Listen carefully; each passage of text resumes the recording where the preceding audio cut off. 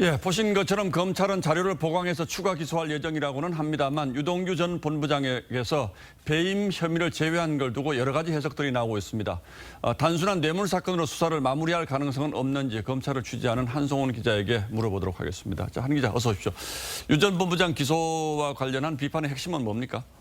네, 검찰은 유 전 본부장의 구속적부심과 구속영장 심사에서 법원에 2번이나 배임 혐의를 설명했고 법원도 이를 인정했습니다. 예. 그런데 막상 어제 공소장에는 검찰 스스로 배임죄를 뺐는데요. 영장보다 공소장이 뒷걸음친 건데 한 법조계 관계자는 수사가 진행되면 더하기가 되어야 되는데 뺄셈이 된 기이한 형국이라고 했습니다. 예.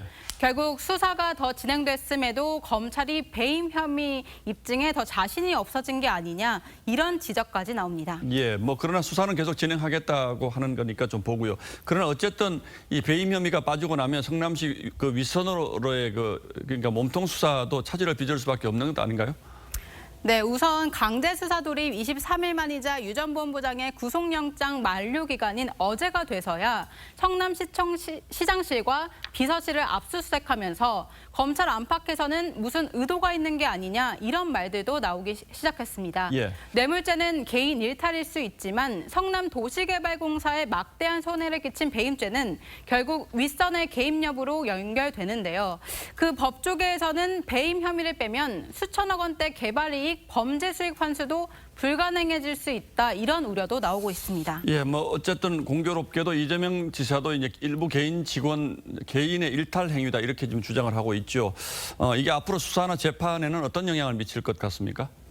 네, 이렇게 되면 향후 재판에서 유 전 본부장의 뇌물 입증부터 어려워질 수 있습니다. 예. 유 전 본부장은 700억 원을 받기로 약속을 받은 뇌물 혐의로 재판에 넘겨졌습니다.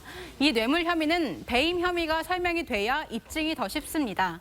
이 대장동 사건의 핵심은 유 전 본부장 등이 초과이익 환수 조항을 빼서 민간 업자들이 수천억 원대 이익을 챙기고 또 성남도시개발공사의 손해로 이어졌냐 이런 겁니다. 예. 이 이익을 지키려고 사건 관계자들이 그 로비를 하며 뇌물을 줬냐는 건데 기둥 혐의인 배임이 입증되지 않으면 뇌물 입증도 어려워질 수 있습니다. 예, 한 기자 설명을 듣고 보니까 왜 배임 수사가 중요한지 알겠습니다. 그렇다면 화천대유가 유 전 본부장에게 700억 원 주기로 약속했다는 이 수사는 진전이 좀 있습니까?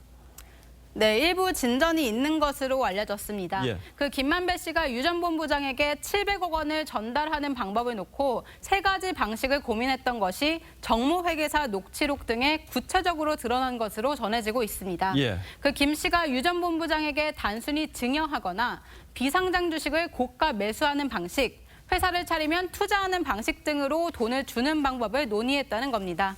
이 김 씨 측은 이에 대해 비용 분배 차원에서 나온 농담일 뿐이라고 부인했고 또 유 전 본부장 측도 맞장구를 친 것이라고 주장했습니다. 결국 혐의 입증을 위해 계좌 추적 등 추가 물증 확보가 필요한 상황입니다. 계좌 추적은 부패 수사의 이제 기본 중에 기본이라고 하는데 이걸 하고 있긴 합니까 지금?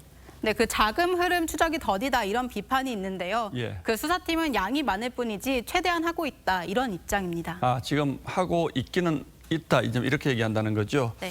자, 그러나 시간이 지금 자꾸 흘러서 이게 의지가 없는 건지 실력이 없는 건지 둘 중 하나는 분명해 보이는 것 같습니다. 한송훈 기자 잘 들었습니다.